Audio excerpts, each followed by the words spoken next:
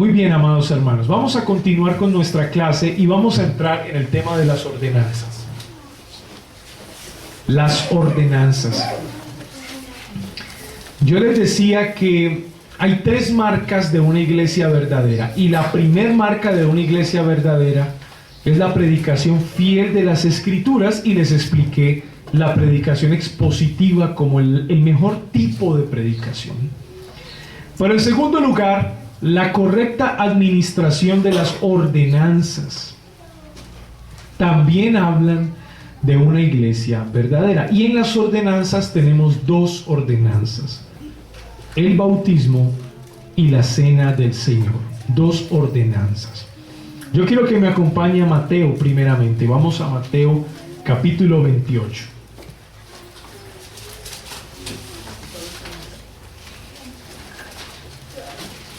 Mateo capítulo 28.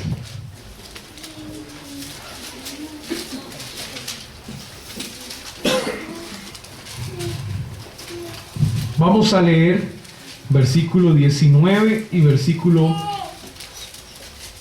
20. Un voluntario que por favor lea estos dos versículos.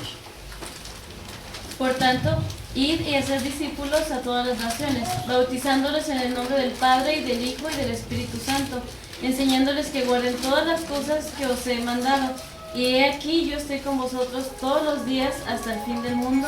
Amén.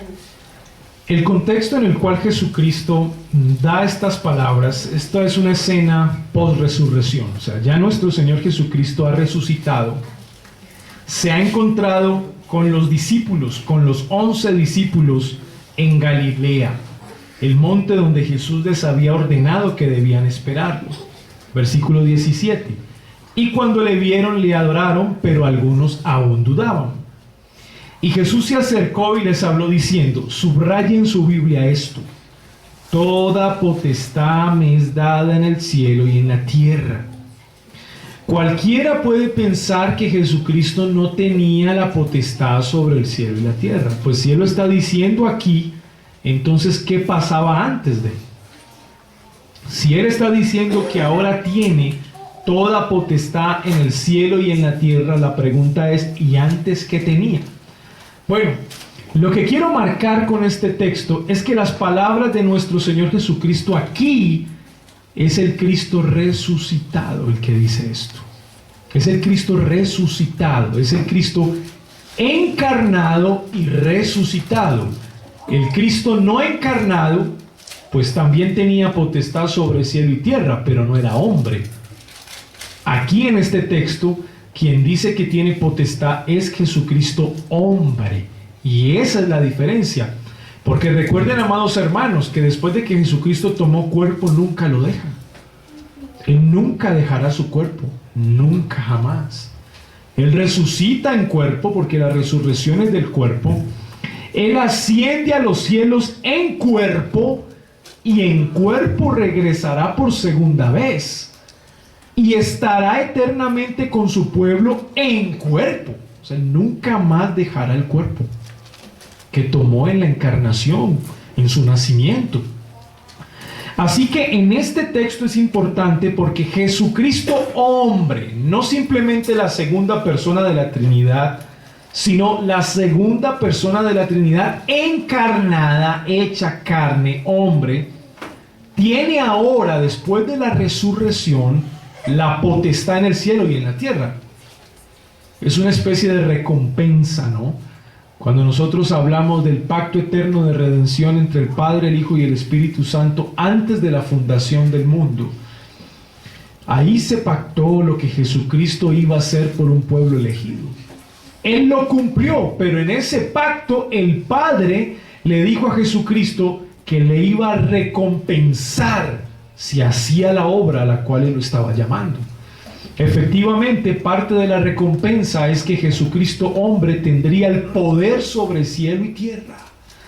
Filipenses capítulo 2 dice que ese Jesucristo hombre será confesado Señor, Kyrios, y toda rodilla se doblará a los que están en el cielo, en la tierra y debajo de la tierra, y dirán: Jesucristo es el Kyrios, es el Señor. ¿Cuándo? después de su resurrección. O sea que el título de Señor lo recibe Jesucristo hombre, por cuanto ha vencido al pecado, al mundo y a la muerte. Así que esta palabra es muy importante porque Jesucristo hombre tiene el poder. Como Jesucristo hombre tiene el poder sobre cielo y tierra, manda a sus discípulos, los empodera a ellos, los está empoderando. ¿Y empoderando para qué? Para que extiendan su reino y hagan discípulos. Entonces ese Jesucristo, con el poder que tiene, empodera a los suyos. Por tanto, id es una orden para extender su reino. Y haced discípulos a todas las naciones. Él empodera a sus discípulos para que hagan otros discípulos. Recuerden que el término discípulo viene de la palabra disciplina. ¿Quién es un discípulo? Un discípulo es aquel que se ajusta a la disciplina de su maestro. No podemos pensar en un discípulo que no quiera seguir la disciplina de su maestro. Es imposible. Discípulo es aquel que se ajusta a la disciplina de su maestro. En este caso el maestro es Jesús. Por lo tanto, los discípulos de Jesús, más que seguidores, ojo, más que seguidores, son personas que voluntariamente se han ajustado a la disciplina de Jesús.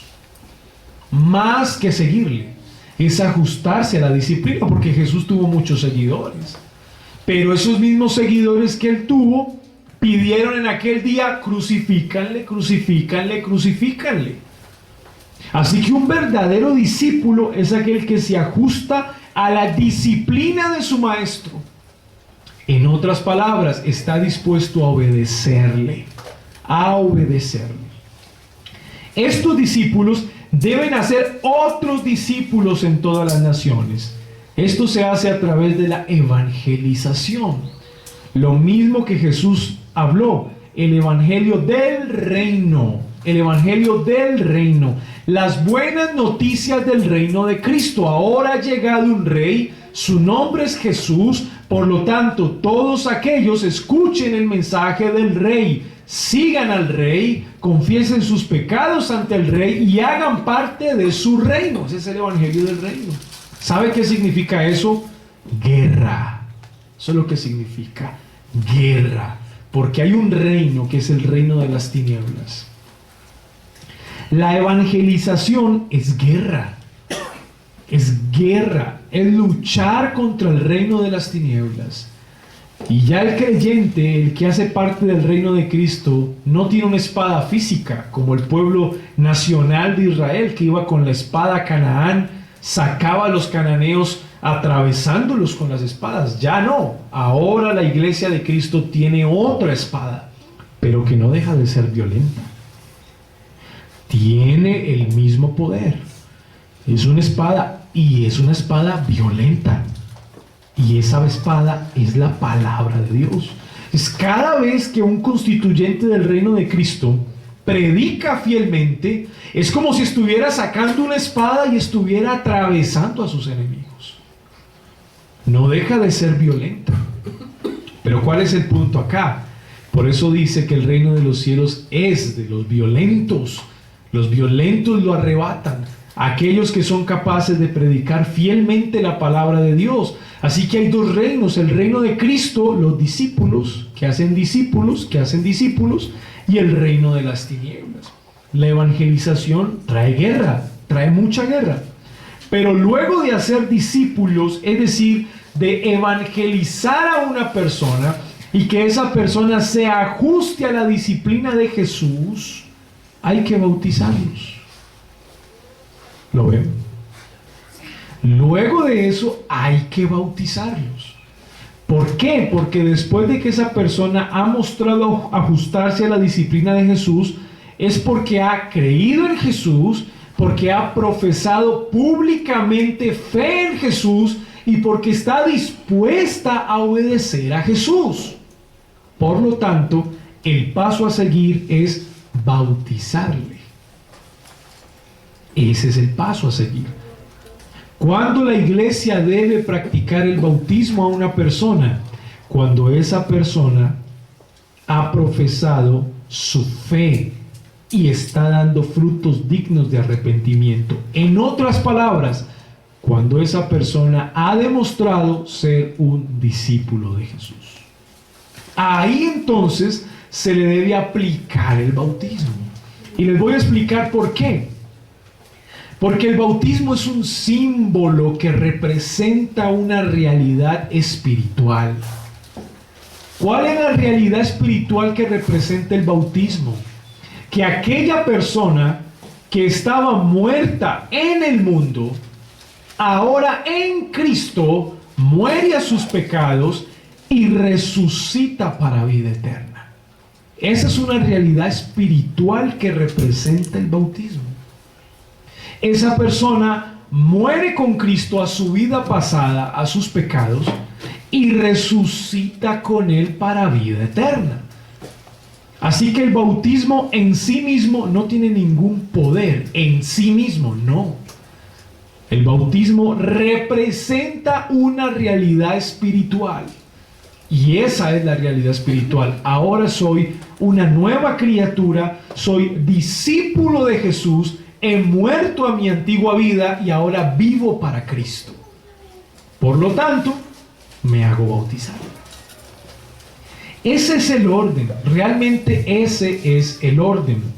Y miren lo que dice el texto: se debe bautizar de cualquier manera a esa persona. No es de cualquier manera. El texto dice: en el nombre del Padre, del Hijo y del Espíritu Santo.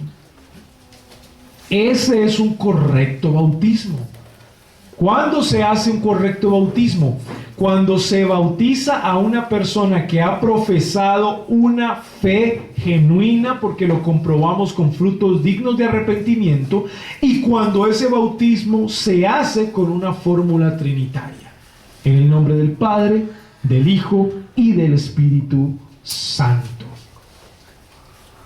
Esa es la manera correcta para aplicar el bautismo, por ejemplo. Recuerden esto, amados hermanos, el bautismo en sí mismo no tiene poder, en sí mismo no tiene poder. Yo no puedo pensar que el agua en la cual me estoy bautizando se me va a llevar los pecados. Como hay personas que creen que no tienen un bautisterio, no están de acuerdo con un bautisterio. ¿Qué es un bautisterio? Pues dentro de las capillas bautistas, nosotros tenemos algunos debajo de la tarima o detrás del púlpito, tenemos un lugar donde es una especie de, aquí le dicen alberca, pila, eso, una piscina, y ahí bautizamos. Pero muchas personas no están de acuerdo, sino que dicen: no, a mí no me bauticen en un bautisterio, yo necesito que me bauticen en un río. Entonces, ¿pero por qué? Porque el río, como tiene corriente, se lleva los pecados. No, o sea, realmente atribuirle un poder mágico al agua, atribuirle un poder mágico al bautismo en sí, es un error, es completamente equivocado. Lo que hace el bautismo, primero, es una obediencia a Cristo, porque es una ordenanza. Él lo está ordenando en Mateo 28, bautizadlos. Así que estamos obedeciendo a Cristo, una ordenanza, y estamos representando públicamente lo que el Señor ha hecho de manera interna en nuestras vidas. Eso es lo que significa el bautismo. Pero atribuirle poder al agua o atribuirle poder al momento, como que el bautismo infunde salvación. Algunos creen que si se bautizan se salvan. No es así. El orden de Mateo 28 es al revés.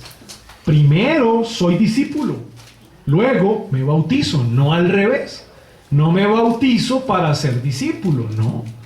Primero soy discípulo y posteriormente me debo hacer bautizar. Algunos bautizan solamente en el nombre de Jesús y utilizan Hechos capítulo 2. Vamos allá. para argumentar que el verdadero bautismo se debe hacer no en el nombre de la Trinidad, sino en el nombre de Jesús solamente. Hechos capítulo 2, versículo 37 y 38. Alguien que por favor lea ese texto. Al oír esto, se compungieron de corazón y dijeron a Pedro y a los apóstoles: varones hermanos, ¿qué haremos? Pedro les dijo: arrepentíos y bautícese cada uno de vosotros en el nombre de Jesucristo para perdón de los pecados, y recibiréis el don del Espíritu Santo. Muy bien. Entonces Pedro les dice a ellos: arrepentíos. Ahí está nuevamente, fruto digno de arrepentimiento, profesión de fe pública, arrepentíos. Y luego bautícese cada uno. Y mira lo que dice: en el nombre de Jesucristo. No menciona la Trinidad. Pedro no dice en el nombre del Padre, del Hijo y del Espíritu Santo, sino en el nombre de Jesucristo. Algunos grupos evangélicos toman este texto para aseverar que uno puede bautizar solamente en el nombre de Jesús y no utilizando la fórmula trinitaria. Pero hay un problema en su interpretación. Es el contexto. Miren el versículo 22. Alguien que lo lea. ¿Qué dice el versículo 22 y 23 del mismo capítulo?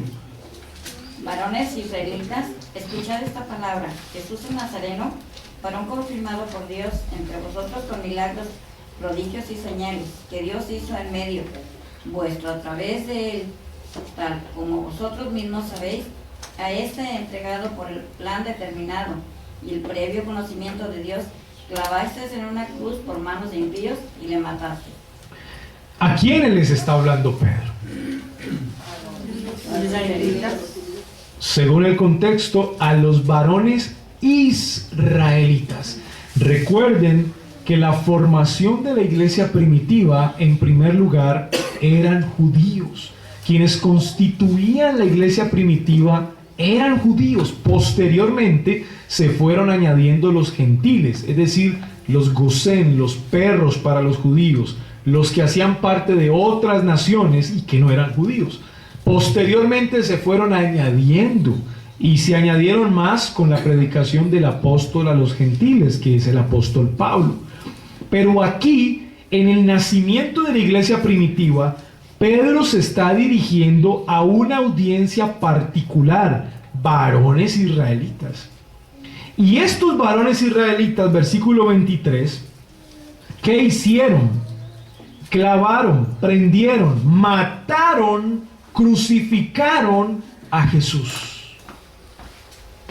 Estos varones israelitas crucificaron a Jesús. ¿Por qué Pedro les dice que se bauticen en el nombre de Jesús?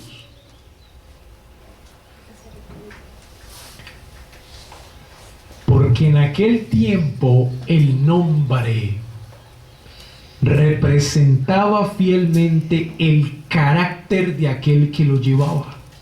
Y el nombre de Jesús producía cierto sentimiento de rechazo a los judíos que no habían creído en él, al punto de que esos judíos que no habían creído en él iniciaron la primer persecución de la iglesia primitiva. Eran los mismos judíos.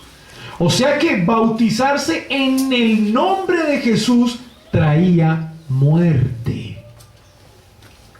Cualquiera no se bautizaba en el nombre de Jesús. Cualquiera no podía. Porque si sabía que se bautizaba en el nombre de Jesús, le iban a perseguir y se iba a convertir en un mártir de la iglesia.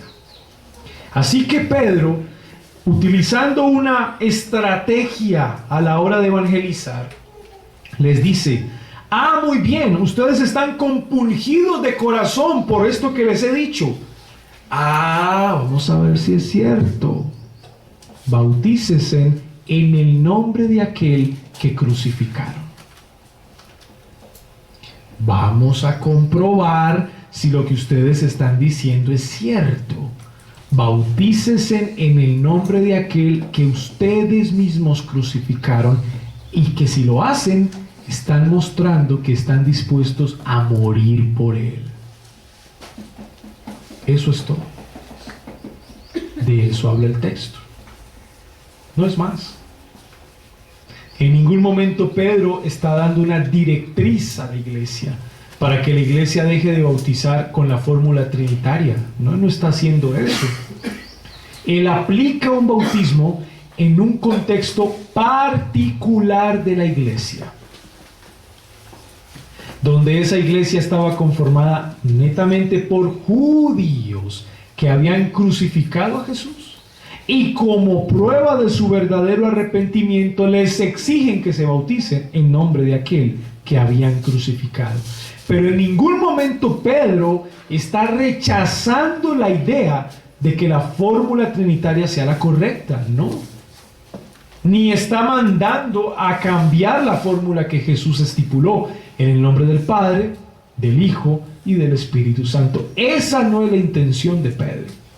Así que para los hermanos que bautizan solamente en el nombre de Jesús y no utilizan la fórmula trinitaria, están equivocados en su bautismo. La manera de aplicar su bautismo está incorrecta. Por lo general, quienes lo hacen son algunos grupos que en Colombia se denominan unitarios o Jesús solo, cuya doctrina de plano niega la doctrina de la Trinidad. Esos son los que generalmente bautizan en el nombre de Jesús porque niegan la doctrina de la Trinidad. Pero nosotros, por la fe bíblica, vemos que la doctrina de la Trinidad es fundamental dentro de las doctrinas cristianas. El que niegue la doctrina de la Trinidad es un hereje. ¿Por qué digo que es un hereje? Primero, porque está tergiversando una verdad bíblica. Segundo, porque los padres de la iglesia le declaraban herejes a las personas que negaban la Trinidad. Tercero, porque los reformadores en el siglo XVI combatieron la herejía de los que iban en contra de la Trinidad, como los socinianos, algunos arminianos incluso. Así que, bíblicamente el bautismo se le aplica a una persona que ha profesado fe pública en Jesús y ha mostrado frutos dignos de arrepentimiento. Se le debe aplicar utilizando la fórmula trinitaria en el nombre del Padre, del Hijo y del Espíritu Santo. Y luego que se le bautice, entonces se le encomienda para que esa persona continúe creciendo espiritualmente y se siga capacitando para que haga discípulos. Ese es el orden en Mateo 28. Ahora esa persona debe hacer discípulos, debe hacer a otros discípulos. Es por eso que lo más recomendable es que en la iglesia local se tenga un curso de clases de bautismo antes de bautizar a una persona. Es lo más recomendable. Entonces, supongamos que hay 4 candidatos para bautizarse. Entonces, el pastor debe reunirse con esos candidatos, debe tener varias secciones con él, una donde le conozca muy bien, donde le pregunte de su vida, cómo su vida, cuénteme su testimonio, si usted cree que nació de nuevo, cuénteme sus frutos de arrepentimiento, cómo le ha cambiado su vida. Debe conocerlo muy bien. Luego le debe dar un curso de bautismo, donde el pastor le explique a esa persona cuál es el significado del bautismo cristiano, quién debe ser bautizado, qué representa el bautismo, qué fórmula o ritual se debe aplicar a la hora de bautizarse y qué implica ser bautizado y qué no implica. Y eso le tomará varias secciones al pastor, varias secciones con esa persona, y mientras le está enseñando las clases bautismales, le debe estar atento y debe estar supervisándolo continuamente, mirando su vida, que de verdad sea un verdadero cristiano. Y al terminar las secciones, bueno, a esa persona se le puede bautizar. Pero es bueno un curso, unas clases bautismales programadas y pasar tiempo, varias secciones con esa persona antes de aplicar el bautismo. Vamos a encontrar personas que van a querer ser bautizadas, pero en el proceso de las clases bautismales no están listos todavía. No están listos para bautizarse. Y el pastor lo va a determinar, él lo va a ver y se va a dar cuenta que aún esa persona no está lista. Y él determina si los bautiza o no los bautiza. Pero esa determinación tiene que ser transparente. ¿Cuándo el pastor determina eso? Porque ha tenido varias secciones con esa persona y les ha desarrollado un curso de clases bautismales. Entonces, eso es muy importante para nosotros tener en cuenta. Preguntas.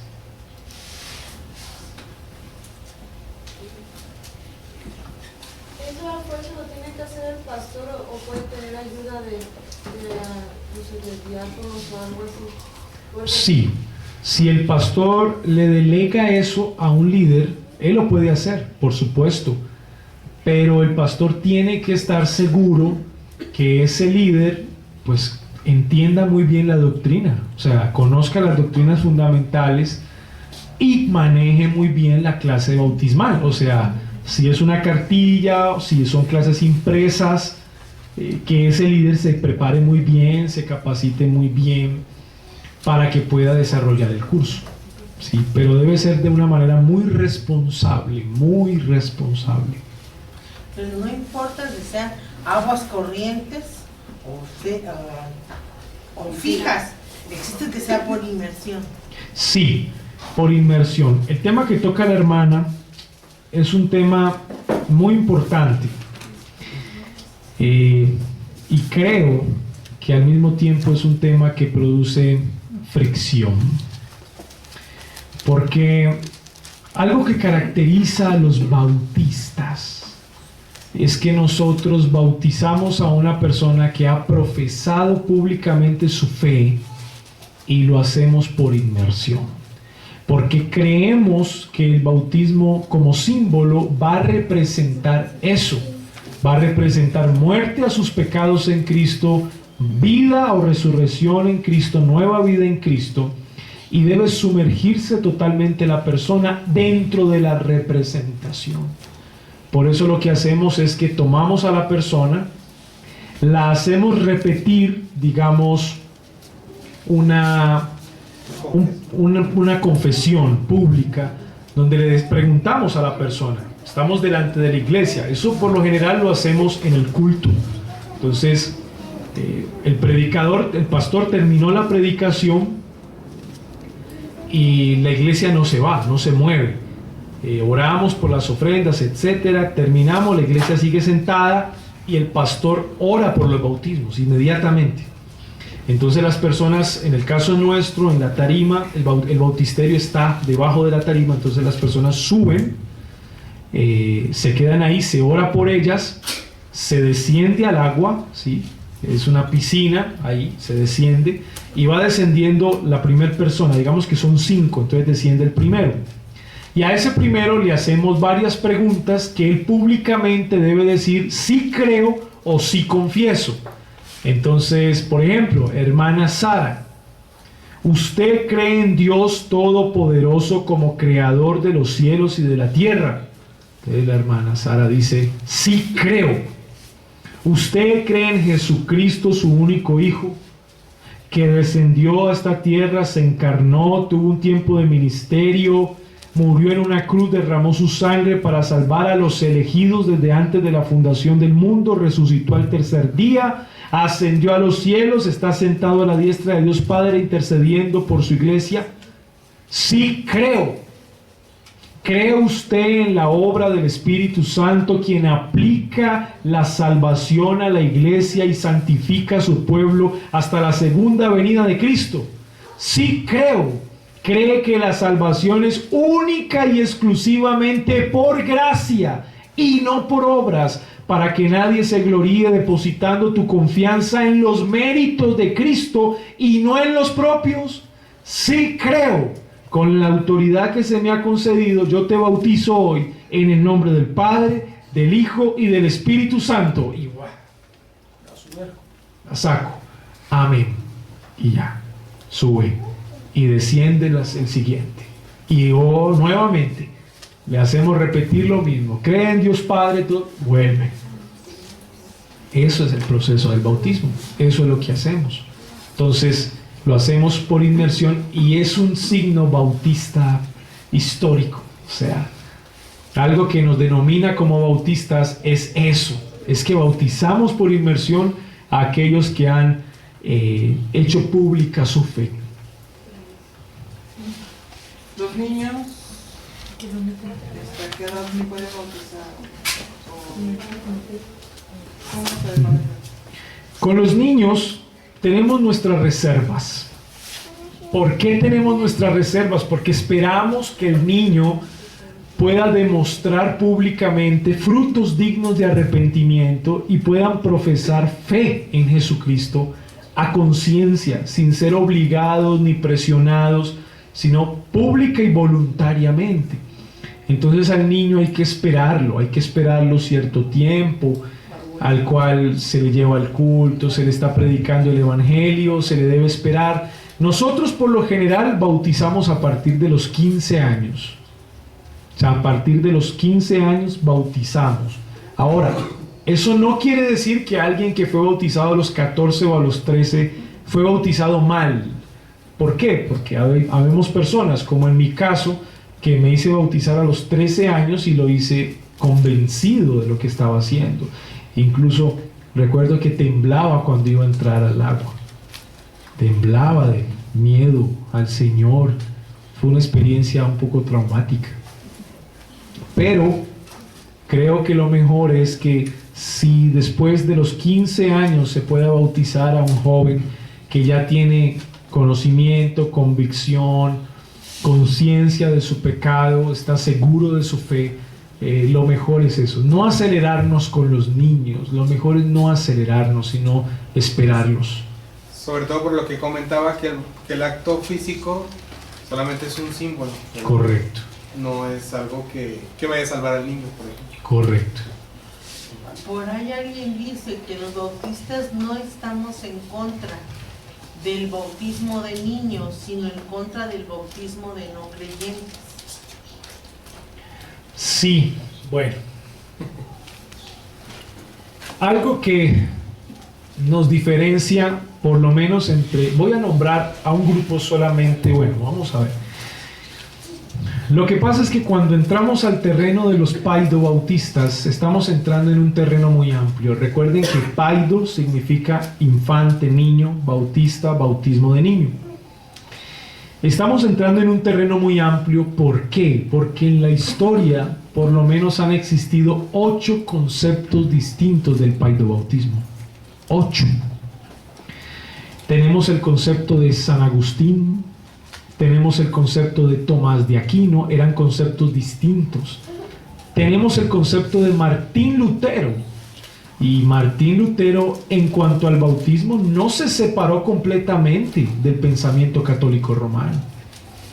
Tenemos el pensamiento de Zwinglio, que él basa el paidobautismo en la teología del pacto, ya en la relación entre el Antiguo y el Nuevo Testamento. Tenemos el concepto de Juan Calvino, que también es un concepto de pacto, lo mismo que los escritores de la Confesión de Westminster. Así que es un tema difícil. Ahora, si estamos hablando del paidobautista que tiene como concepto el concepto de la teología del pacto, por ejemplo, el cual no cree, porque el presbiteriano reformado no cree que si bautiza a un niño lo está salvando. Él no cree eso, sino que él cree que si le aplica el bautismo a un niño, está obedeciendo la orden de la circuncisión de la Iglesia del Antiguo Testamento, en analogía ahora al bautismo infantil. O sea que él tiene argumentos muy distintos a los del catolicismo romano e incluso a los del luteranismo mismo. Así que si estamos hablando de ese concepto paidobautista reformado, pues tenemos diferencias, porque por ende no somos presbiterianos, por ende somos bautistas, tenemos diferencias.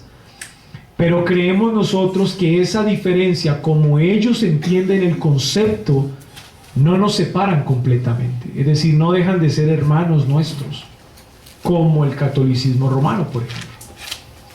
Que ya en el propio catolicismo romano, al infundirle fe y alguna obra salvífica al paido bautismo, pues los está directamente sacando de la esfera de hermandad. Pero al presbiteriano reformado no, porque él no está infundiendo fe ni obra salvífica al bautismo del niño. Él cree que está obedeciendo una ordenanza de la iglesia del Antiguo Testamento, ahora en el Nuevo Testamento. O sea que si es ese concepto, ¿es una diferencia? Sí lo es. Por eso no soy presbiteriano, por eso soy bautista. Pero no es tal como para ver a un hermano presbiteriano como un enemigo de la fe o como un no hermano, no. Él es nuestro hermano. Él sigue siendo un hermano. Y es más, creo que el presbiteriano reformado y el bautista reformado son hermanos muy cercanos.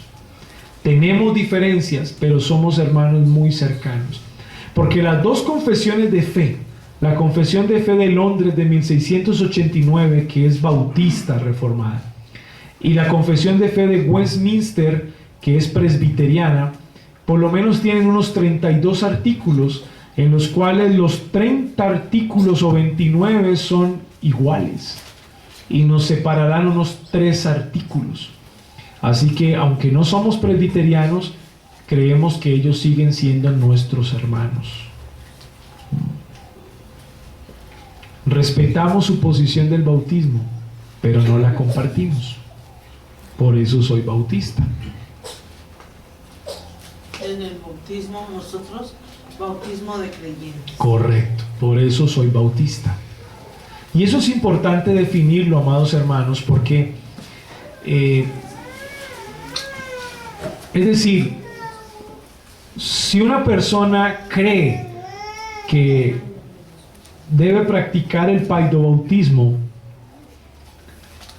y está en una iglesia bautista, esa persona debe someterse a la confesión bautista y respetarla. De lo contrario va a generar división en la iglesia local, porque eso divide la iglesia local. Entonces, si una persona tiene convicciones paidobautistas, porque por eso es presbiteriano, y se congrega en una iglesia bautista, debe someterse a la confesión bautista y respetarla. Es decir, nosotros le llamamos miembros asociados, personas que pueden estar con nosotros, se pueden congregar con nosotros, pero no tienen derecho a hablar de doctrina con nosotros, en medio de nosotros. ¿Por qué? Porque a la hora de hablar de doctrina pueden meterla al paidobautismo y dividen la iglesia local. Así que el que es paidobautista y esté en una iglesia bautista tiene que ser consciente de eso y respetar la iglesia local bautista. Y si es al contrario, es igual. Si usted es un bautista que se congrega en una iglesia presbiteriana reformada que es paidobautista, usted debe respetar la confesión de Westminster y no puede ir hablando en contra del paidobautismo, porque eso no es íntegro. Tiene que guardar silencio. Entonces, eso es muy importante para la unidad de la iglesia local. Si no entendemos eso, nuestra iglesia local se va a fraccionar, y eso no es bíblico ni tampoco es sano. Una última pregunta, hermano. Pues hermano, hay unos que se bautizan y hasta después se dan cuenta que no eran salvos. ¿Habrá que bautizarse otra vez o cómo hay que...? Es decir, alguien se bautizó... Como yo, fue mi caso, me bautizaron. Ajá. Hasta después entendí que el Señor me salvó. ¿Y a cuántos años te bautizaron? Tendría como 16 años, 17 por ahí.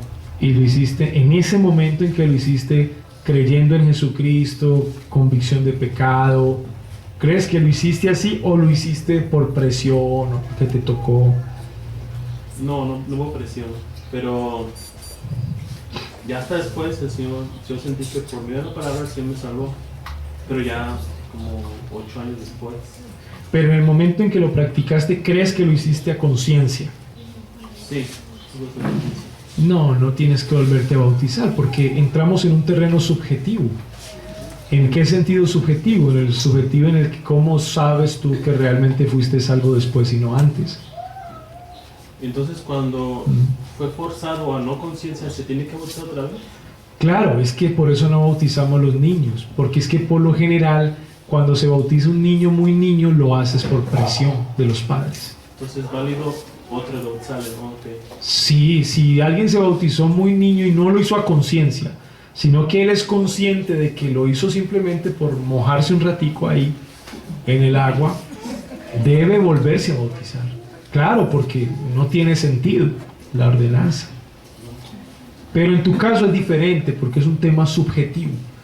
Evaluar tu caso, no. Si dices que en el momento lo hiciste con convicción, ya. La Biblia dice un solo bautismo, no hay que volverlo a hacer.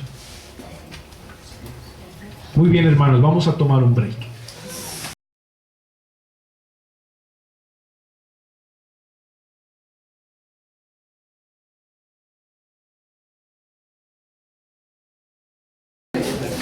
Muy bien, hermanos, vamos a entrar a la segunda ordenanza, que es la cena del Señor. La cena del Señor. Vamos a ir a Primera de Corintios capítulo 11. Primera a los Corintios capítulo 11. Y vamos a estar leyendo desde el versículo 17 en adelante. Yo voy a ir leyendo y voy a ir explicando paso a paso, porque siempre el texto es un poco grande. Primera Corintios capítulo 11, 17 en adelante. Dice la palabra de Dios: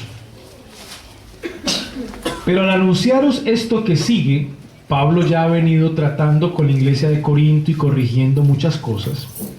No os alabo. Entonces lo que va a decir es duro, es fuerte.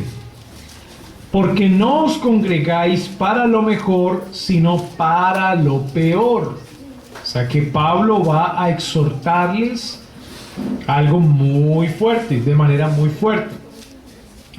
Pues en primer lugar, cuando os reunís como iglesia, aquí está hablando de una iglesia local, cuando una iglesia local se reúne, oigo que hay entre vosotros divisiones, y en parte lo creo. Vea pues que las divisiones no son de ahora.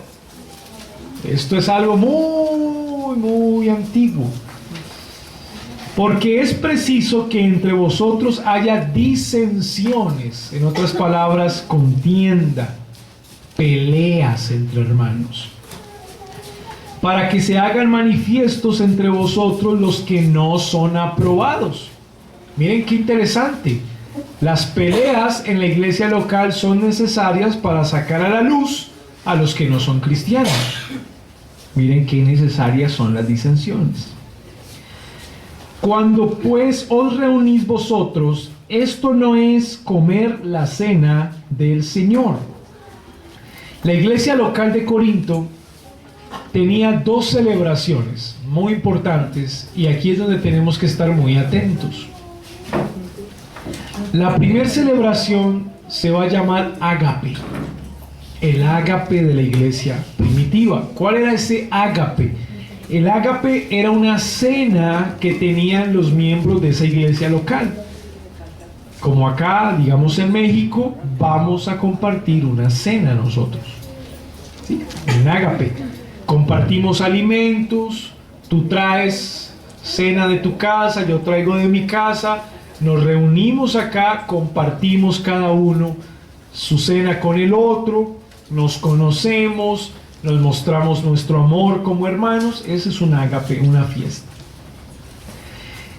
La dificultad que había en el ágape del primer siglo es que el ágape siempre iba acompañado por el vino. El vino estaba presente.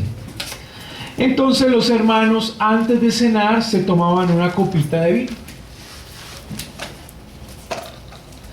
Luego que se tomaban la copita de vino, cenaban con sus hermanos, terminaban de cenar y se tomaban otra copita de vino.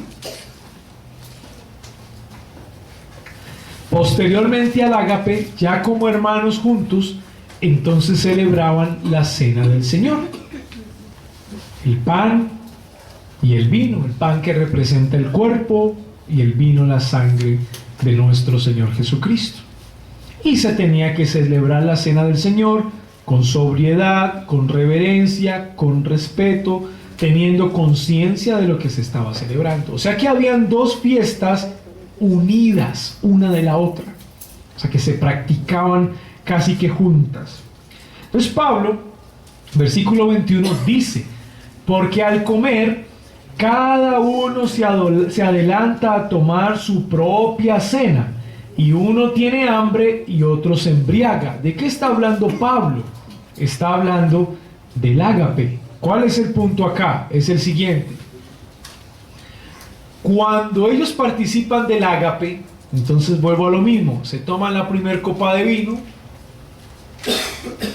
participan de los alimentos, se toman la segunda copa de vino, y viene la tercera copa de vino, y viene la cuarta copa de vino, y llega la Santa Cena, ya están todos borrachos. Eso era lo que estaba pasando. Entonces ya cuando el pastor dice: amados hermanos, después de este hermoso ágape que hemos compartido en esta hermosa comunión, vamos a celebrar la cena del Señor, y ya los hermanos sin poderse parar porque están borrachos. Ya se habían tomado como 4 copas de vino. Eso es un problema gravísimo. Entonces Pablo les dice: hey, unos tienen hambre y otros se embriagan. En el tema del hambre ocurría algo, y era que las reuniones de la iglesia se hacían en la casa de los hermanos más ricos, más pudientes. Entonces los hermanos más ricos llegaban primero al ágape, a la cena. Los hermanos más pobres y que trabajaban en zonas rurales llegaban tarde. ¿Por qué? Porque caminaban muchas millas, es decir, era demasiado. Los hermanos más ricos no estaban esperando a los hermanos más pobres. Entonces los hermanos ricos traían sus alimentos, cada uno traía su cena de su casa, las ponían en una mesa grande, ¿sí? Todos ponían ahí sus alimentos y empezaban a repartirse de la cena. Y los hermanos pobres no habían llegado. Comían, tomaban vino, y cuando los hermanos pobres iban llegando al ágape, ya no había comida. El hermanito llegaba y ya veía la mesa vacía. No los esperaban porque llegaban tarde. También los hermanos más pobres no llevaban, en muchas ocasiones no podían llevar cena al ágape porque no tenían cómo compartir. Entonces ellos llegaban y a ellos no les compartían cena, sino que iban comiendo y los dejaban a un lado viendo comer. Eso es grave. Entonces, 2 pecados muy graves. 1, adelantarse al comer en el ágape y dejar al hermano con hambre. Y 2, embriagarse en el ágape, cosa que cuando llega la cena del Señor ya estaban ebrios. 2 pecados graves para Pablo. Pues qué, versículo 22, no tenéis casas en que comáis y bebáis, dice Pablo. Si ustedes no han entendido el ágape primeramente, porque el ágape se hacía como preparación a la cena del Señor, porque la cena del Señor lo que va a significar es comunión con Cristo y comunión con la iglesia de Cristo. Entonces el ágape servía de antesala a la cena del Señor. Entonces Pablo le dice: si ustedes no comprenden el significado del ágape cristiano, que debe prepararlos como antesala para la cena del Señor, sino que ustedes vienen solo a comer y a embriagarse, no vengan. Sí les está diciendo, es tajante Pablo: quédese cada uno en su casa. Si usted no es capaz de traer de su casa un poquito para compartir con hermanos más pobres, no venga. Si usted no es capaz de esperar a los hermanos pobres para compartir, comer en coinonía, en comunión, en unidad, no venga. Pablo está enojado, tajantemente. ¿O menospreciáis a la iglesia de Dios y avergonzáis a los que no tienen nada? Mírenlo, ahí está. O sea que están ustedes siendo un poquito elitistas. O sea que ustedes están siendo exclusivos. Están dividiendo a la iglesia. Se están avergonzando de los hermanos que no tienen nada para compartirles. No puede ser. Y así quieren participar de la cena del Señor cuando no han sido capaces de dar de su alimento al pobre. Eso es una inconsistencia. ¿Y por qué esto está primero que la institución de la cena del Señor? Porque el ágape como fiesta enseñaba de manera práctica lo que se celebraba con el vino y el pan. Mírenlo bien. ¿Qué os diré? ¿Que os alabaré? En esto no os alabo. Arrepiéntanse. En otras palabras. O sea, no pueden seguir así. Ahora sí Pablo viene a instituir la cena del Señor después de que ha exhortado a la iglesia con su ágape y con su fiesta.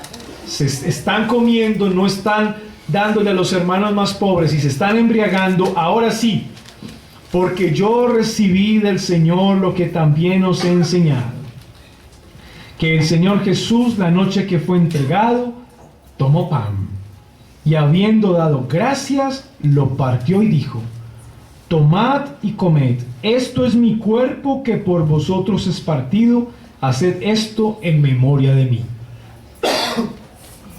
Así que la cena del Señor se va a convertir en un recordatorio, pero un recordatorio formal de lo que Cristo hizo en la cruz. La cena del Señor se va a convertir en una celebración que hace recordar al creyente lo que Cristo hizo por él en la cruz. El pan va a simbolizar el cuerpo de Cristo, que por vosotros fue partido. Es por eso que el pastor, cuando va a celebrar la cena del Señor, debe levantar el pan. Que toda la iglesia lo vea, el pan, la iglesia debe ver el pan, con los ojos abiertos, no cerrados, porque es una ilustración. Y el pastor debe partir ese pan a vista de toda la iglesia y explicar que así como ese pan está siendo partido, el cuerpo de nuestro Señor Jesucristo fue partido por vosotros en la cruz. Y el pastor parte el pan a ojos de toda la iglesia local, porque es un testimonio visible de lo que Cristo hizo. Asimismo, tomó también la copa después de haber cenado, diciendo: esta copa es el nuevo pacto en mi sangre. Haced esto todas las veces que la bebiereis en memoria de mí. Así pues, todas las veces que comiereis este pan y bebiereis esta copa, la muerte del Señor anunciáis hasta que Él venga. La copa iba a simbolizar la sangre del nuevo pacto. Un pacto hecho en la sangre de Cristo. Un pacto establecido a través de un sacrificio cruel, pero lleno de amor, por un pueblo elegido. Por eso les hablaba de la importancia de la sangre de Cristo para la remisión de pecados. Preciosa sangre derramada en aquel viejo madero. Así que el vino va a representar la sangre de Cristo. Esa sangre del nuevo pacto en el cual quien participa hace parte del nuevo pacto. Ojo con eso. Porque si simboliza el nuevo pacto, todo aquel que participe de la cena del Señor es porque está dentro del nuevo pacto, no fuera. ¿Qué quiere decir eso? Que no le podemos dar cena del Señor a incrédulos. No se puede. Si ese día llegaron unos invitados que no conocen al Señor y se celebró la cena del Señor, ellos van a participar. Démosle también, ellos quieren. No, porque lo que va a significar la sangre de Cristo en el nuevo pacto es la inclusión en Él.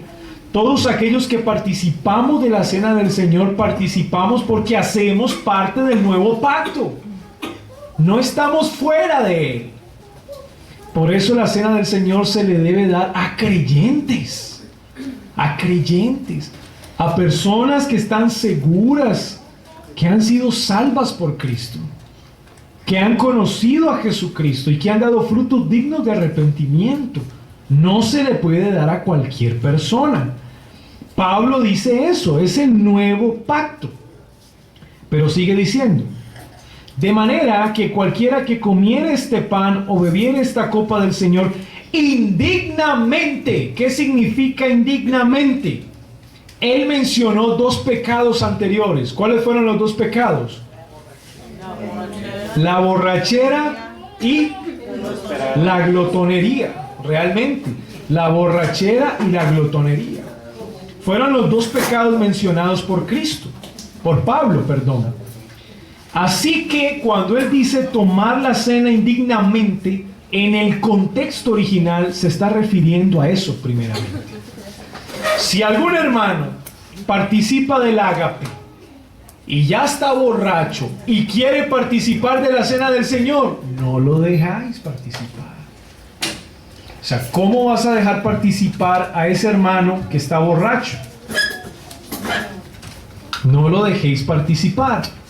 Y si algún hermano está practicando la glotonería y no está esperando a los hermanos más pobres, por ejemplo, y quiere participar de la cena del Señor, no lo dejáis participar, porque lo va a hacer indignamente. A ver, les pregunto, ¿por qué es indigno? Porque no tiene amor. Primero, no tiene amor. ¿Con quién no tiene amor? Con la iglesia. Con la iglesia. O sea, son dos pecados que de plano están rechazando la comunión con la iglesia. ¿Y qué en sí, qué va a significar la cena del Señor? Va a significar comunión con Cristo, porque recuerdo su muerte en el pan, su sangre derramada en el vino, el nuevo pacto en el cual hago parte, por ejemplo. Y porque tengo comunión con la iglesia. Y si yo no soy capaz de esperar a mi hermano, y si yo no soy capaz de darle de comer a mi hermano, no me importa a él, sino mi vientre, es una inconsistencia participar de la cena del Señor, porque estoy profesando públicamente, participando de ella, algo que en la realidad no es cierto. Eso es indigno. Entonces el glotón y el borracho, en este contexto, no pueden participar de la cena del Señor. Será culpado del cuerpo y de la sangre del Señor.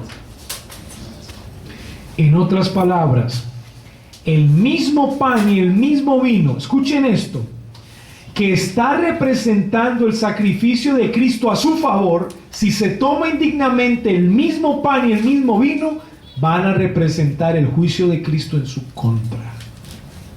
Eso es lo que quiere decir. En su contra. Si no has aprendido a valorar a la iglesia de Cristo, no participes de la cena del Señor, que representa esa comunión con la iglesia de Cristo. O sea, es irreal. Por tanto, pruébese cada uno a sí mismo y coma así del pan y beba de la copa. ¿Probarse en qué? Bueno, en primer lugar, en el contexto original, los hermanos van a participar del ágape, háganlo de corazón. Si vamos a cenar antes de la cena del Señor, que es lo que sirve de antesala, vamos a esperar a los hermanos más pobres, no vamos a comer sin ellos. Si el hermano pobre no puede traer de su casa un poquito de comida, yo le comparto de la mía, pero lo ideal es que comamos juntos, que celebremos juntos, que estemos juntos y que nos amemos.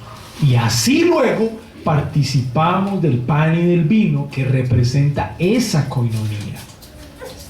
Así que probémonos pues.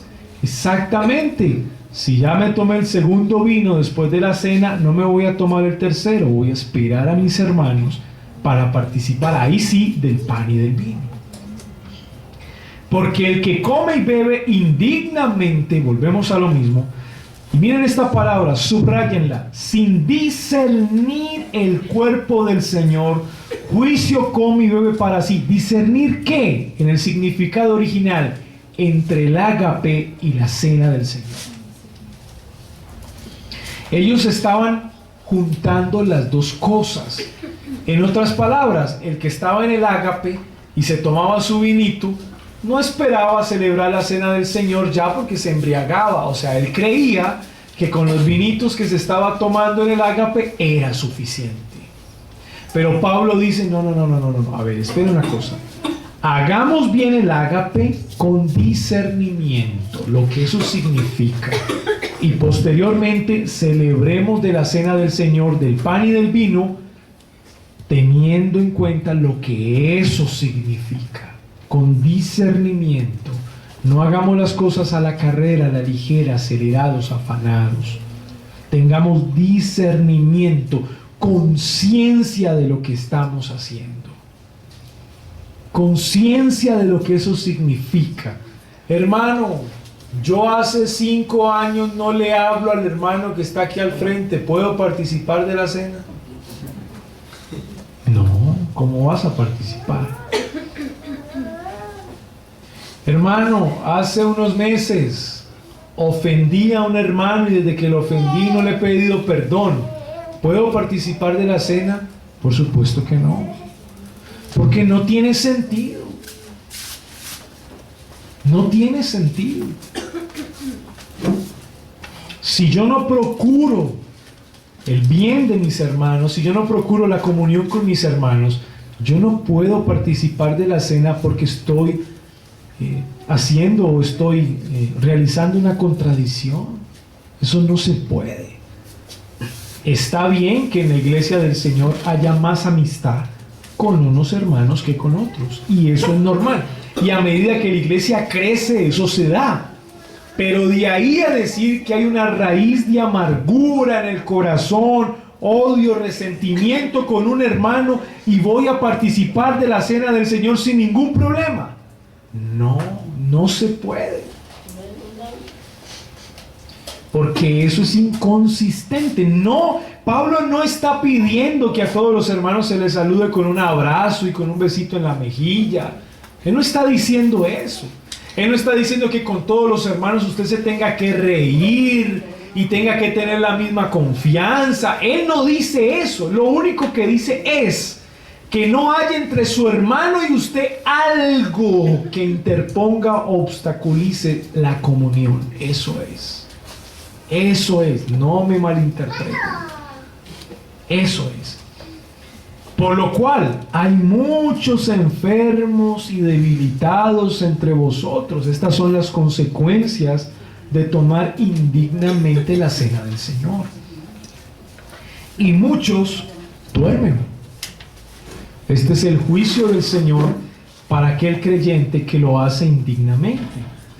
Si pues nos examinásemos a nosotros mismos, no seríamos juzgados. Pablo dice, evitemos ser juzgados por Cristo y más bien antes de participar, pensemos cómo estamos haciendo las cosas. No lo tomemos a la ligera. No lo tomemos a la ligera. Mas siendo juzgados, somos castigados por el Señor para que no seamos condenados con el mundo. En otras palabras, el juicio de muerte o enfermedad que recibe un creyente por tomar la cena del Señor indignamente tiene un propósito salvífico, no condenatorio, porque Dios disciplina a sus hijos, no a los bastardos. ¿Me hago entender? O sea que el hecho de que unos hermanos participen indignamente y sean castigados por Dios no quiere decir que esos hermanos pues pierdan su salvación o algo así. No quiere decir eso. Al contrario, Dios los disciplina con el juicio porque son sus hijos. Y ahí dice, mírenlo como dice, no seamos condenados con el mundo. Su propósito es salvífico, no condenatorio. Ahora, este es el concepto que Pablo nos da de la cena del Señor. Y realmente es un concepto muy amplio que tiene muchos matices.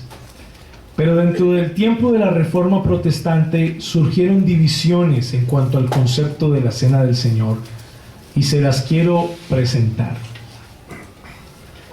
Lo primero es que la interpretación católico-romana de la Cena del Señor es una interpretación de transubstanciación. Si usted puede escribir ese nombre, bien. Transubstanciación. De transformación, substanciación de substancia, la substancia transformada, eso es lo que significa. En otras palabras, el pan se transforma literalmente en el cuerpo y el vino se transforma literalmente en la sangre. Literalmente. Es por eso que la misa católico-romana, cada vez que celebra la Eucaristía, palabra que significa don o regalo de Dios o acción de gracias ya en su desarrollo, lo que ellos hacen en cada Eucaristía es sacrificar de nuevo a Cristo. Cada vez que celebran la Eucaristía, sacrifican a Cristo. Por el concepto de transubstanciación. El pan es literalmente el cuerpo y el vino es literalmente la sangre. El concepto de Martín Lutero se aleja un poco del catolicismo romano, pero no completamente.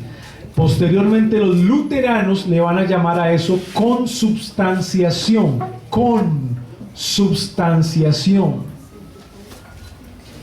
Bueno, quiero aclarar que no fue Lutero el que lo denominó así, fueron los luteranos posteriormente. Consubstanciación, si lo puede escribir. Y lo que significa con es al lado de, substanciación, substancia, al lado de la substancia. Es decir, que cuando la iglesia celebra la Cena del Señor, aquí tengo el pan y aquí tengo el vino, Jesucristo está a la derecha, a la izquierda, arriba y abajo de los elementos en el momento de la celebración. Vuelvo y repito, consubstanciación, esta es la visión de Lutero. Jesucristo está en el momento de celebrar la Cena del Señor, a la derecha, a la izquierda, arriba y abajo de los elementos. Es como si Jesucristo rodease los elementos. Jesucristo. Porque Lutero creía que Jesucristo después de su resurrección podía estar en todo lugar al mismo tiempo en su cuerpo. Él creía eso. ¿Sí me escuchó lo que dije? Él creía que Jesucristo después de su resurrección podía estar en todo lugar al mismo tiempo en el cuerpo. Por lo tanto, cuando la iglesia celebra la Cena del Señor, Jesucristo puede estar ahí en cuerpo. Ahora el problema es ¿dónde está? ¿Cómo lo vemos? Y Él puede estar aquí y puede estar en la otra iglesia que está al norte de la ciudad y en la del sur al mismo tiempo.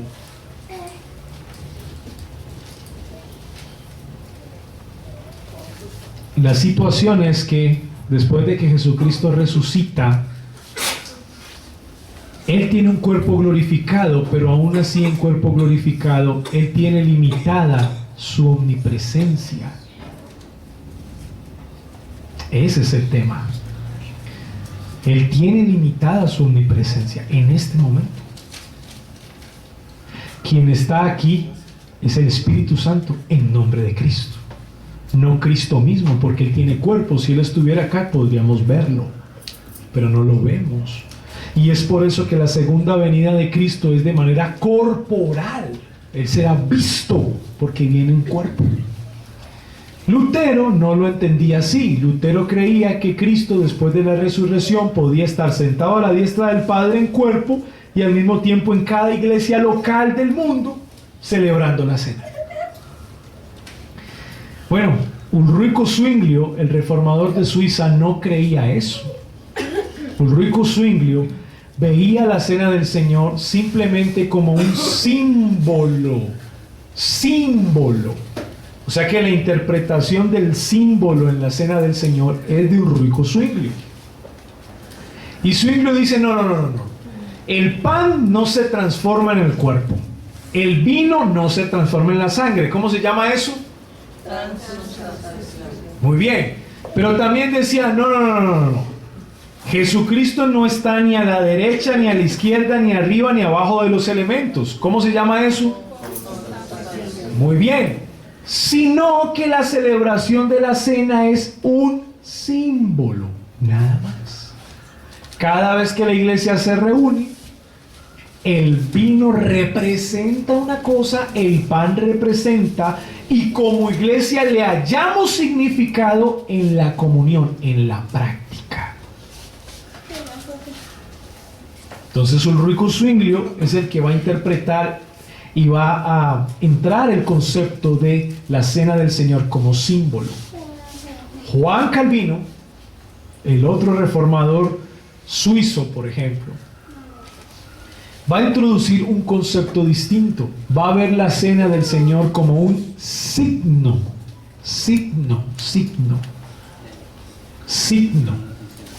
No la va a ver meramente como un símbolo, sino como algo más que un símbolo.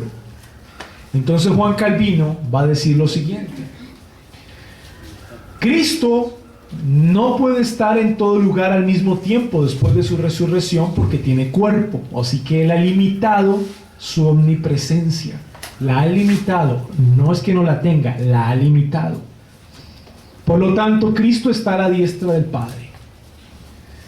Los elementos van a representar una verdad, pero aunque representen una verdad, Jesucristo mismo desde los cielos, donde Él se encuentra sentado a través de su Espíritu Santo, va a convertir ese símbolo en algo mucho más serio que un símbolo, en algo que va a repercutir personalmente en la vida de cada creyente. Por eso el que participa indignamente puede morir en el culto.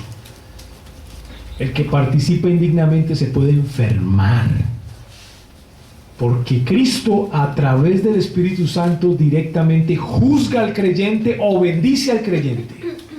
O sea que es más que un símbolo la cena del Señor. ¿Cómo lo ven? Los reformadores no se pusieron de acuerdo. Y hay una anécdota muy interesante, porque Lutero era muy fuerte. Lutero era un hombre que se sentaba a beber cerveza. Se sentaba con los amigos a beber cerveza y a hablar de la Biblia mientras bebían cerveza. Era un hombre duro, fuerte. Ulrico Zwinglio era un capellán del ejército suizo. Fue un hombre, un obispo de una iglesia que posteriormente será iglesia reformada, y era un hombre que tenía relaciones con personas importantes dentro de su cantón específico en el cual él vivía, Zurich. Cuando Lutero se entera que Zwinglio, el reformador, quiere verle, había algo que le preocupaba a Lutero, y era que con Zwinglio tenían conceptos muy parecidos, interpretación muy parecida de la Biblia. Tal vez diferían en la forma de ver el bautismo de infantes. Lutero lo veía de una manera, Zwinglio lo veía de otra, pero también diferían en la cena del Señor. Zwinglio era un poco más pacífico, entonces él quería sentarse con Lutero y llegar a un acuerdo, porque si se unía la reforma alemana y la reforma de Zurich, iba a ser un grupo muy fuerte para contrarrestar las herejías y las opresiones del catolicismo romano. Entonces deparan una cita, y efectivamente Zwinglio viaja al Principado de Alemania, donde está Lutero, en uno de los principados alemanes, y se sienta con él en la mesa, y empiezan a cenar y empiezan a hablar de Biblia, de teología, empiezan a conversar sobre las cosas que tienen en común, pero llegan a la cena del Señor. Y Lutero, como era un hombre de un carácter más bien dominante, era un hombre de pueblo, ¿sí? Lutero dice, no, porque es que la cena del Señor, y cita el texto de Cristo, cita el texto de Pablo, y da su interpretación, da su concepto defiende la ubicuidad de Cristo, puede estar en todo lugar al mismo tiempo teniendo cuerpo después de la resurrección, por eso puede estar presente en la cena del Señor, etcétera, defiende su posición. Y Zwinglio, tal vez pensar que pudiese decir, hombre, señor Lutero, tiene usted toda la razón. Zwinglio presenta su posición y le dice, hermano Lutero, don Martín, en esto tenemos diferencias, porque yo creo, citó el Evangelio, citó a Pablo en 1 Corintios, que la cena del Señor no significa eso, sino que es un símbolo de conmemoración de lo que Cristo hizo por su iglesia. Cuando Zwinglio dice eso, Martín Lutero se levanta de la mesa, toma la mesa de debajo y le tira la mesa encima con la comida y todo se lo tira. Y yo no hablo más con un perro. Y se fue. Zwinglio quedó medio triste, ¿no? Le tocó devolverse de Alemania a Zúrich, donde estaba su iglesia reformada. Les tocó devolverse. Ese era Martín Lutero, ese era su carácter y esa era la lucha en el concepto de la interpretación de la cena.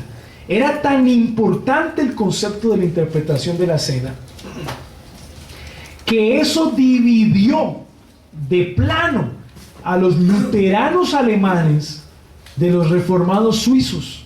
Los separó por completo por no ponerse de acuerdo en la interpretación de la cena. Los separó.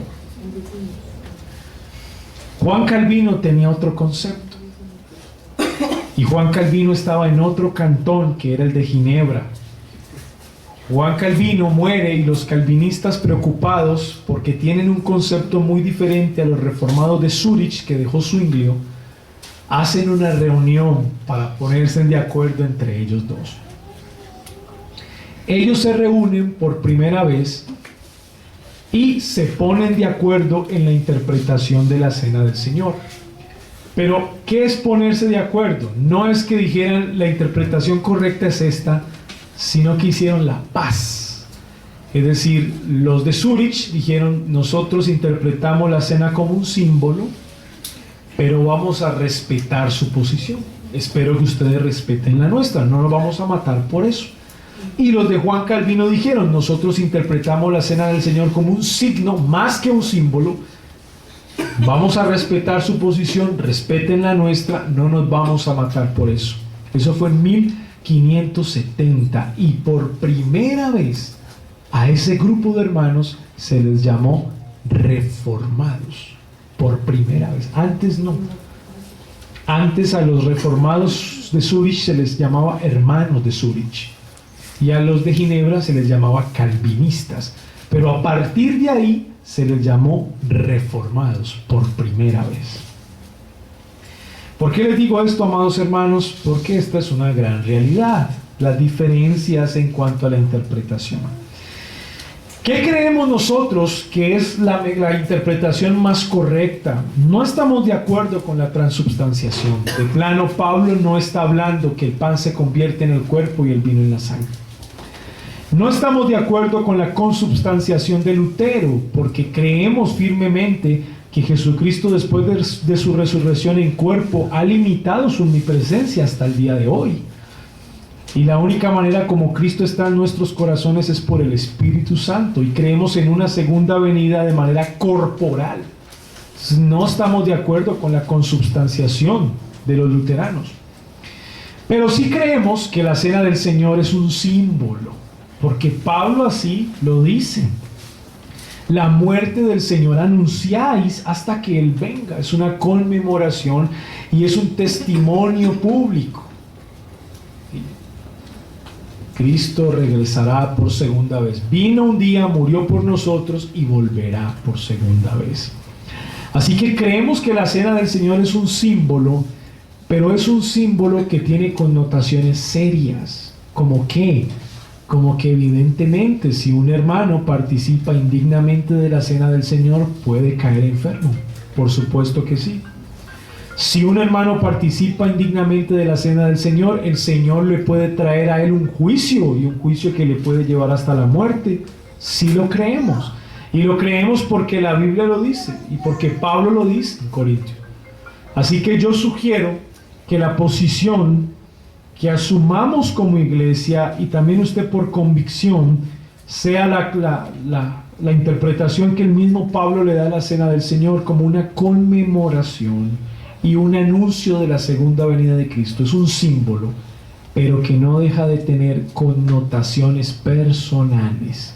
Si hay un creyente que participa indignamente, puede ser juzgado por Dios. Y ese concepto y esa conciencia de la cena nos va a llevar a ser una iglesia mucho más seria y mucho más formal a la hora de impartir la cena del Señor. Entonces ya lo hemos visto. ¿Quiénes participan de la cena del Señor? Aquellos que hacen parte del nuevo pacto, porque ese es el pacto de la sangre de Cristo. Y aquellos que quieren participar indignamente, es mejor que no participen. En nuestras iglesias hemos tenido casos muy serios donde el pastor ha tenido que decirle al hermano o a la hermana, hermano, amada hermana, en el día de este domingo no participes de la cena del Señor. Aún no estás lista para participar de la cena. Y se le tiene que decir a la persona, porque hay creyentes que muchas veces creen que simplemente pueden y son libres y etcétera, pero el pastor tiene la autoridad también al supervisar el rebaño en un proceso, en un acompañamiento pastoral. Él conoce el estado de sus ovejas y sabe la inmadurez de muchos de ellos al participar de la cena del Señor, y tiene que guiarlos para que el creyente participe dignamente de la cena y no indignamente, porque eso le va a traer consecuencias al creyente. O sea que también es una labor pastoral y de liderazgo de la iglesia supervisar esa participación de la cena del Señor. Como bautistas reformados, nuestra posición de la cena del Señor es que es un símbolo, pero que tiene connotaciones personales. Dios puede juzgar o Dios puede bendecir al que participa dignamente. Lo puede llenar de bendiciones espirituales cuando lo hace. Preguntas.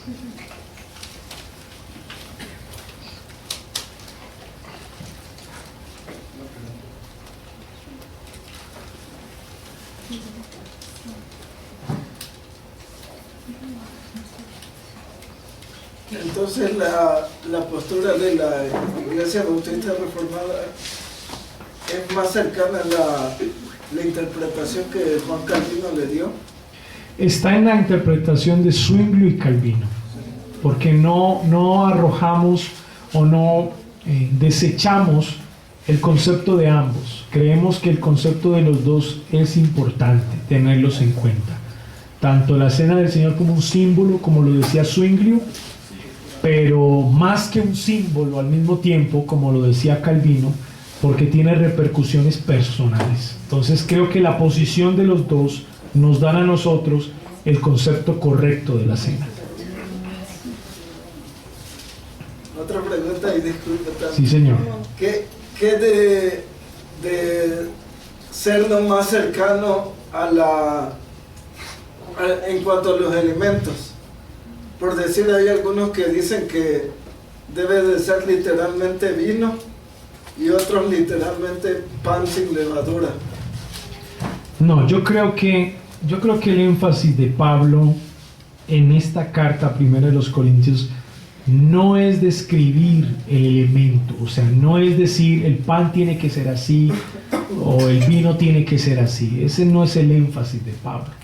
Creo que la intención de Pablo es más bien explicarnos lo que eso significa para la iglesia.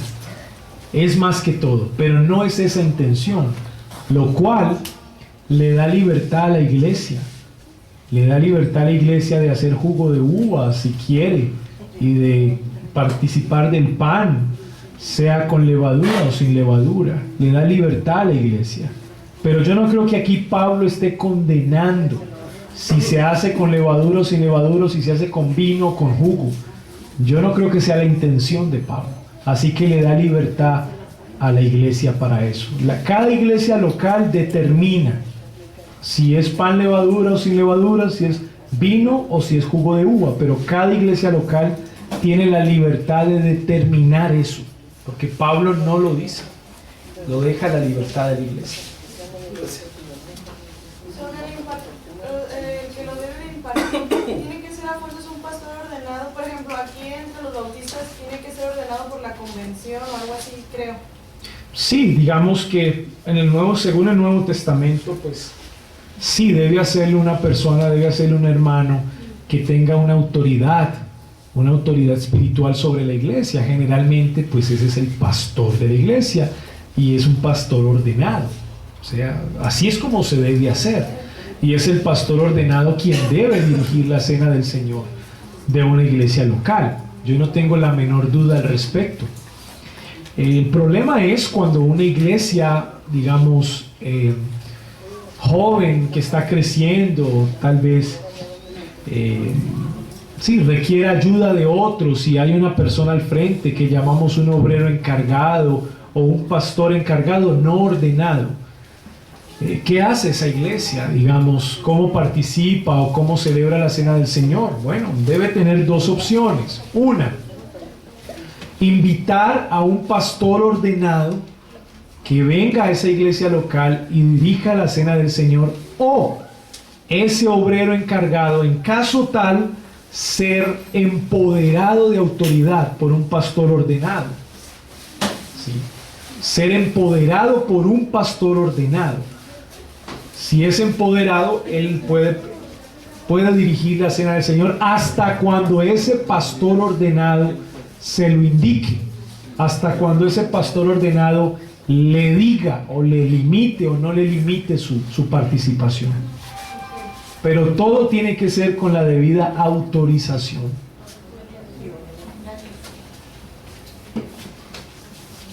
¿Otra más?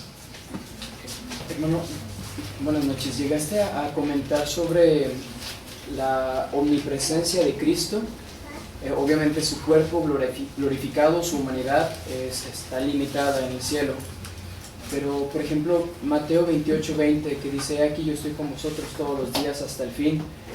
Sí se puede clarificar que en un aspecto su omnisciencia, por su divinidad, sí está aquí con nosotros. Omnipresencia, perdón, sí. Y quizás, a lo mejor el comentario que decías de que para tener cuidado de la postura luterana, no pensar que Él está en los elementos del pan y del vino. Sí, aunque el texto que citas, creo más, es que Cristo está con la iglesia en el Espíritu Santo. O sea, por el Espíritu Santo. ¿Por qué lo digo? Porque cuando Jesucristo se está despidiendo de los discípulos, Juan capítulo 14, capítulo 16, Él es enfático cuando les dice: es necesario que yo me vaya y que venga el otro Paracleto, el otro Consolador. ¿Por qué? ¿Por qué es necesario que Cristo se vaya? Porque no te quedas maestro. Contigo estamos estamos mejor, estamos suficientemente plenos.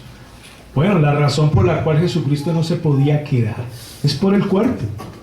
Porque al resucitar en cuerpo, pues no puede estar en Jerusalén, Judea y Samaria, Grecia, Italia, Francia, España, ahora el Nuevo Mundo, América, al mismo tiempo.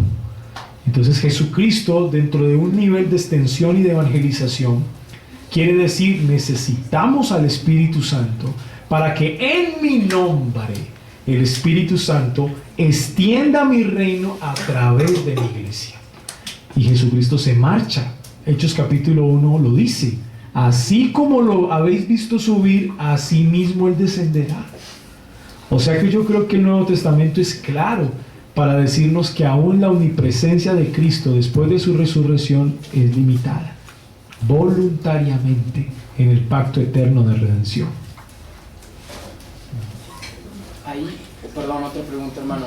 El día del Señor, domingo, ¿sí está con su iglesia de manera especial o igual aplica lo mismo? Solo por el Espíritu Santo está de manera especial con su iglesia, porque Apocalipsis llega a decir que Él, así como, bueno, hablando de la tipología, como en el huerto del Edén, el Señor se paseaba y estaba, creo que la iglesia viene siendo la misma, pues el cumplimiento pues del Edén del Señor, donde Él se pasea de manera especial con nosotros, o eso no aplica. Pues primero, el tema de Cristo en las iglesias de Apocalipsis creo que tiene una explicación según un contexto histórico específico, porque al acercarnos a Apocalipsis no podemos olvidar la audiencia original. Entonces es lo primero que hay que tener en cuenta. Segundo, nosotros creemos que Cristo está presente en la iglesia por el Espíritu Santo, a través del Espíritu Santo. Sí. Cuando oramos y decimos Cristo está en medio de su pueblo, lo que estamos queriendo decir es que claro que está, porque Él es Dios, pero está en el Espíritu Santo en medio de su pueblo. ¿Sí? Yo te recomiendo leer la teología sistemática de Louis Berkhoff en el capítulo de la Cristología, cómo Louis Berkhoff aclara el tema de la ubicuidad de Cristo y cómo hace apología frente a la doctrina luterana de la ubicuidad. Y léete también Charles Hodge, que es otro presbiteriano reformado clásico, y en el capítulo de la Cristología cómo él defiende lo que yo estoy diciendo y cómo él se rechaza la doctrina de la consubstanciación de Martín Lutero. Así que son libros de texto que te van a ayudar como a ahondar más en el tema. Ojo, no me malinterpreten, no quiero decir que Cristo no sea omnipresente, Él lo es. Lo que quiero decir es que en su humanidad su omnipresencia está limitada. Eso es diferente. Amén. Son dos cosas muy distintas. Gracias, hermano. Bueno, ¿cada cuándo ha de celebrarse la Cena del Señor? En nuestra iglesia lo hacemos el primer domingo de cada mes. Una iglesia hermana bautista reformada en Cali lo celebran cada domingo. Cada domingo celebran la Cena del Señor.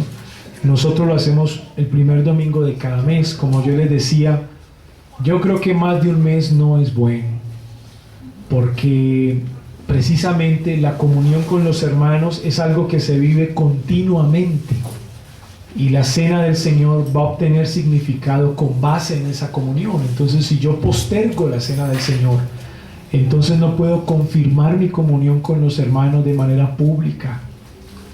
Entonces yo recomiendo que más de un mes no. O sea, yo creo que una vez al mes es lo máximo que se debe demorar una iglesia local en participar de la Cena del Señor. De ahí para abajo lo que quieras, si es cada 20, cada 15 o cada 8 días, pero más de un mes no lo recomiendo. Una vez al mes yo creo que es lo máximo que se debe hacer. Una última pregunta. Sí. ¿Es una ordenanza los ágapes juntamente con la cena?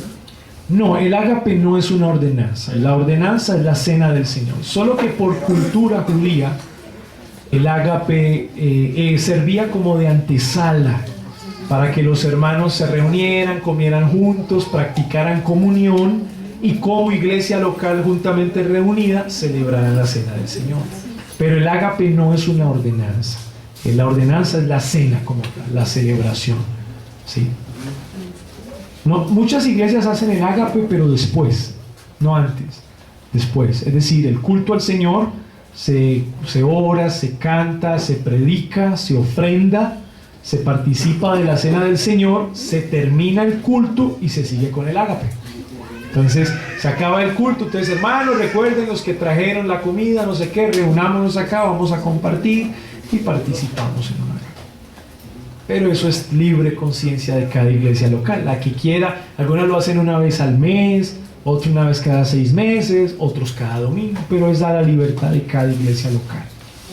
Entonces, en la iglesia local sí sería importante insistir en hacer reuniones de coinonía, porque entonces sería medio incongruente hacer cada domingo o cada mes la Cena del Señor y nunca reunirse como iglesia a convivir y participar los alimentos. Estamos hablando de la comunión. Claro, correcto. Lo mejor sería tener mucha coinonía. Ahora, el problema, mi hermana, es que cuando una iglesia está pequeña se puede. O sea, en este momento, vamos hermanos todos para acá y comamos juntos, vamos todos. Pero cuando una iglesia tiene 300 miembros, la coinonía es diferente. hay que buscar estrategias de koinonía que no son nada fáciles. Nosotros lo hemos vivido por experiencia, ¿cierto? O sea, nosotros le pusimos nombre a un trabajo que hemos estado haciendo, LUO, los unos a los otros, LUO. Pero nos ha quedado un poco grande porque es difícil abarcar tantos miembros. Entonces, cada vez que la iglesia va creciendo, hay nuevos retos para que esa comunión no se fraccione. Pero claro, hermana, si queremos crecer en la koinonía, pues hay que establecer la koinonía, claro que sí. Aquí tenemos cada 8 días, nada más que no vienen. Aprovechenlo mientras la iglesia está creciendo. Eso hay que aprovecharlo ahora hay que aprovecharlo más que nunca. Ya llega un punto en el que ya se empieza a salir de las manos. Hermano, ahora sí, la última. ¿Cuál es la última? Yo lo que quería decir es el orden que dijo usted que era la última pregunta y seguimos preguntando. Ok. Démosle el chance al hermano y ya, démosle el chance. Para que vea cómo lo queremos. Gracias, hermano. En otras iglesias, antes de ser partícipe de la Cena del Señor, hay ciertas meditaciones. ¿Hay algún como patrón o modelo a seguir para no tan solo leer el texto y participar, sino que hay alguna meditación o alguna enseñanza previa a la Cena del Señor? Hay dos opciones. Una es la enseñanza previa que lleve a la iglesia a reflexionar de lo que va a hacer. Y la otra, más que una enseñanza previa, es un recordatorio condicional. Es decir, donde el pastor explica el texto, pero más que explicarlo, dice quiénes pueden participar y quiénes no. Y lo recuerda. Y recordamos que los niños, por ejemplo, no pueden participar de la Cena del Señor por cuanto no han sido bautizados. Solo recuerda, porque no falta el niño que quiera participar y el padre que lo deje, ¿cierto? Cualquier hermano que esté practicando la borrachera, por ejemplo, no participe de la Cena del Señor. Entonces, el pastor en ese tiempo se encarga de recordar quiénes pueden participar y quiénes no pueden participar de la Cena del Señor. Así le enseña a la iglesia al creyente si puede o no puede, porque el creyente necesita una guía para eso. Entonces eso es muy necesario antes de la Cena del Señor. Muy bien, demos gracias a Dios. Padre nuestro, en esta noche damos gracias por este tiempo que nos has dado. Rogamos a ti, Señor, que nos continúes bendiciendo a lo largo de esta noche y durante esta semana. Permite, Señor, que podamos culminar el curso y que sea de bendición para la iglesia. Y todo esto en el nombre de Jesús. Amén. Que el Señor les bendiga. Mañana 7.